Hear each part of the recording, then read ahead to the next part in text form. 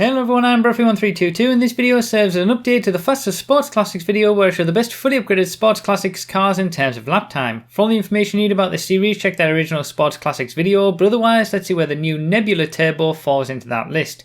And my god, is it a bad driving experience. Really, do not buy this car, even in terms of speed. Obviously, as you can see, it's not very quick. It slots in between the Roosevelt and the Frankensteiner in 29th place overall for the Sports Classics class with a lap time of 1 minute 17.143. So that's not a very quick lap time. It's not a very quick car. And obviously we'll see from the top speed testing video later today as well that it doesn't have much in the way of top speed as well. But don't buy this car even if you just want to have a pleasant driving experience and not be bothered about how quick it actually is, because it's just horrible to drive. It has that weird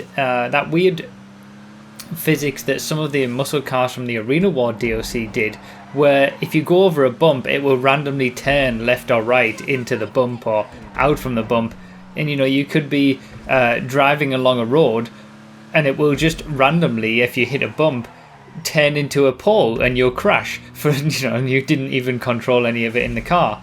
So it's really not a nice experience to drive. Essentially the Nebula Turbo is a show car. That's all it is really meant for. It has some decent customization options, but that's what you're going to be doing. You're going to be buying it for that. You're going to be buying it for being able to customize it, taking it to car meets and things like that, because actually driving it to the car meet isn't going to be a pleasant experience. And obviously, as you can see from the comparison here, when it comes to races, you're not going to be anywhere close to what a Turismo Classic can do.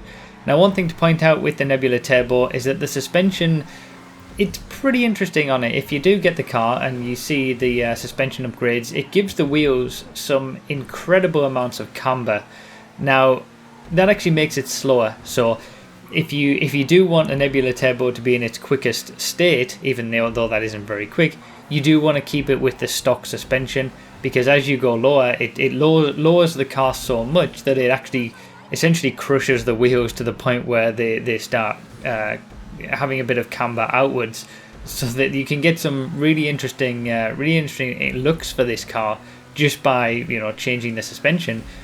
But it's going to be a little bit slower for doing that. If you have the wheels pointing outwards at an angle, it will be slower. So it's something to keep in mind. And like I said, it's a show car. It's a car that you can customize, mod up, and take to car meets. It's not going to be something that you're going to be driving around the city because you'll just randomly crash because the car will turn you into a pole. And it's not something that you're going to be using in races because it's so slow and so far off the pace. So that's pretty much it for the Nebula Turbo. It's not something that I'm probably going to be keeping because it was horrible to test. But yeah, I always give you guys the lap times even for cars like this that probably nobody expect are going to be quick in the first place.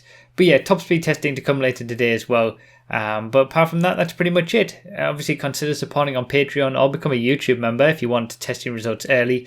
And remember to read the description for more info, comment with your thoughts, like the video if you enjoyed it, found it helpful, and subscribe for more. Thank you all so much for watching. I really do appreciate it, and I'll see you next time.